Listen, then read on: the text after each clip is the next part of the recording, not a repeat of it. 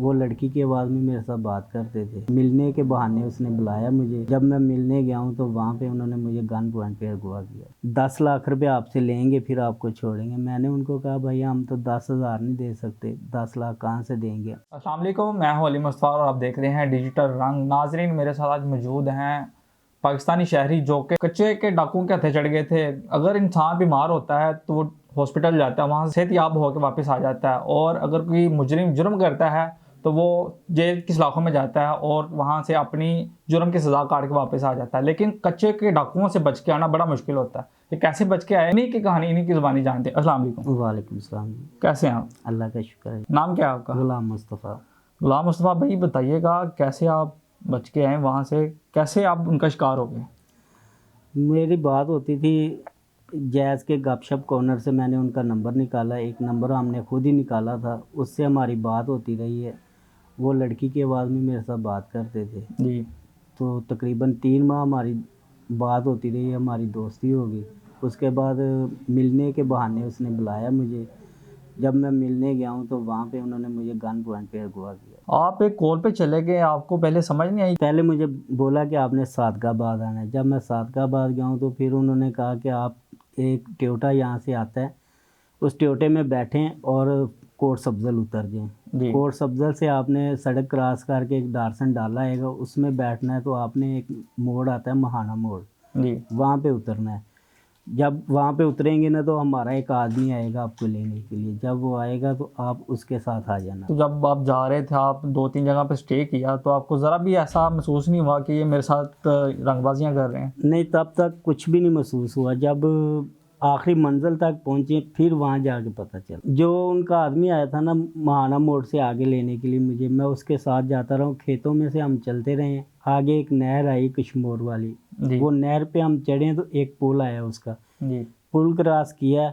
वो पुल क्रॉस करते ही ना एक खेत आया कमाद का, उसके पास उसने कहा 1 मिनट आप इधर रुकें, मैं पेशाब कर लूँ। जी। जब वो पेशाब करने के बहाने साइड पे हुआ तो उनके 4-5 आदमी उधर रुके छुपे हुए थे। वो आए हैं, वो एक आदमी ने मुझे पकड़ा गिरेबान से और खींच के कमाद में ले गया। 3 आदमियों ने ऊपर गन्ने रख दी मेरे। जी। मेरे हाथ में एक अंगूठी थी, कागजात थे, एक डायरी थी, वो सब कुछ उन्होंने ले लिया। कुछ पैसे भी थे जी। मेरे पास। उन्होंने कुछ भी नहीं छोड़ा था कि अगर मैं भागता भी हूँ तो मेरे पास किराया भी नहीं था। गन पॉइंट पे ये सारा वकूआ आपके हाँ साथ जी। हुआ? जब उन्होंने मुझे सारा दिन उधर बिठा के रखा तो मैंने उनकी मिन्नतें की कि भाई हम बहुत गरीब आदमी हैं, मुझे आपने क्यों इधर बांधा है। कहने लगे हमने आपको अगवा किया है, 10 लाख रुपए आपसे लेंगे फिर आपको छोड़ेंगे। मैंने उनको कहा भैया हम तो 10,000 नहीं दे सकते, 10 लाख कहाँ से देंगे, हम मेहनत मजदूरी करने वाले हैं। तो उन्होंने कहा नहीं आप 10 लाख देंगे तो इधर से जाएंगे। तो जी। फिर उन्होंने 2 दिन मुझे किसी और के पास छोड़ा। जी। उनका जो ग्रुप था उन्होंने उधर मुझे रखा। फिर वो 2 दिन बाद आए हैं, उन्होंने मुझे काफ़ी मारा मुरा है। उसके बाद मेरी घर वालों से बात करवाई। जब घर बात हुई तो तब जाके ना भाइयों को पता चला है कि मैं ऐसे परेशानी में मुब्तला हूँ। तो इससे पहले घर वालों को कुछ नहीं पता इस नहीं, बारे में? इस बारे में कुछ भी नहीं पता। मैं इधर लाहौर से ही गया था, घर वाले मेरे जी। खानेवाल में रहते हैं, तो मैं लाहौर से सीधा चला गया था। तो आप कितना अरसा उन डाकुओं के पास रहे और क्या सलूक करते रहे आपके साथ?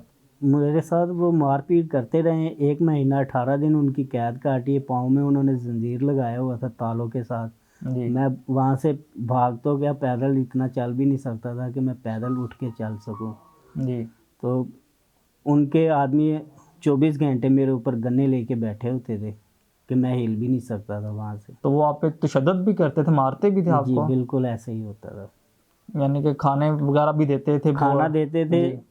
तो जब वो तशद्दुद करते थे ना फिर जी। वो फ़ोन करवाते थे कि पैसे मंगवाएं। घर वालों को आपकी बात करवाते थे और जी चीखें सुनाते थे कि हम इसको जी मार देंगे, धमकी देते थे? जी।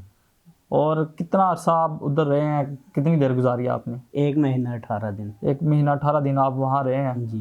तो वहाँ फिर आपकी कैसे वो डील हुई, कैसे आपकी बातचीत, आप कैसे वहाँ से निकले? फिर मेरे एक दोस्त ने मेरे भाई को एक मेरा दोस्त मिला जी। लाहौर से। उसने एक आदमी के पास भेजा मीरपुर मथेलो।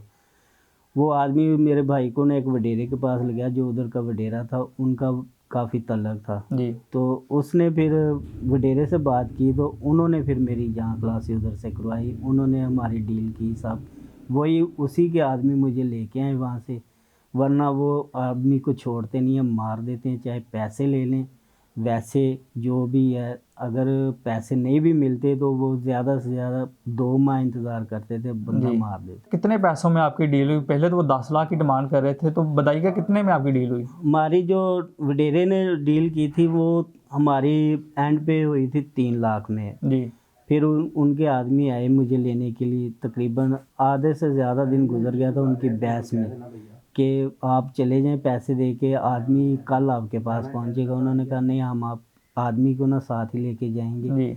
तो फिर उन्होंने तकरीबन दरमियाने टाइम में मुझे निकाला। घर वाले असर एतमाद करना नहीं चाह रहे थे उन पे कि हम साथ ही लेके जाएंगे आपको? नहीं, वो वडेरे के आदमी नहीं उन पे इत्मीनान कर रहे थे। जी उन्होंने कहा कि हम इस आदमी को अपने साथ लेके जाएंगे, इसके भाई उधर हमारे पास बैठे हुए हैं। आप वहाँ 1 माह 18 दिन रहे हैं, जी। तो आपके होते हुए और भी कैदी थे या उससे पहले भी मौजूद थे? उससे पहले भी थे, लेकिन और भी पकड़े थे। ये था कि एक आदमी को एक ही जगह पे रखते थे, साथ साथ इकट्ठे नहीं। जब आपके घर वालों को पता चला तो उन्होंने पुलिस में रिपोर्ट की या कंप्लेन की उन्होंने? नहीं, उन्होंने ना मेरे घर वालों को पहले ही धमकी लगा दी थी कि अगर आप पुलिस के पास भी जाएंगे, पुलिस तो इधर आती नहीं है, जी तो ना ही रेंजर्स जाती है वहाँ पे, जी फौज है वो उधर जाती नहीं है। कश्मीर के इलाके में कच्चे का इलाका है, कोई भी उधर नहीं जल्दी से जाता है। जी तो अगर आप पुलिस के पास जाएंगे, आप पुलिस को लेके भी आएंगे इधर हमारे सिंध के थानों में, तो आपको इसकी लाश ही मिलेगी, ये ज़िंदा नहीं मिलेगा। फिर मेरे घर वालों ने ना पुलिस कंप्लेन नहीं की। जी जब मुझे उन्होंने वसूल किया, जी तब जाके उनको पता चला कि मैं ऐसे ऐसे गया था। तो फिर वो बात शर्मिंदगी वाली थी जी कि मैं एक लड़की के चक्कर में वहाँ पे ऐसे फंसा। जी। तो फिर मेरे घर वालों ने कहा छोड़ दे। तो फिर आपने घर वालों का कैसे फेस किया, कैसे उनको बताया सारी बातचीत? मैंने फिर जब मुझे लेके आए थे तो मैंने फिर बैठ के सारी बातें बता दी जी। थी उनको कि ऐसे ऐसे मेरे साथ ये वक़ूआ पेश आया। इस कहानी से अब आप लोगों को क्या पैगाम देना चाहेंगे, क्या आपके साथ जो मैं वाकया होगा?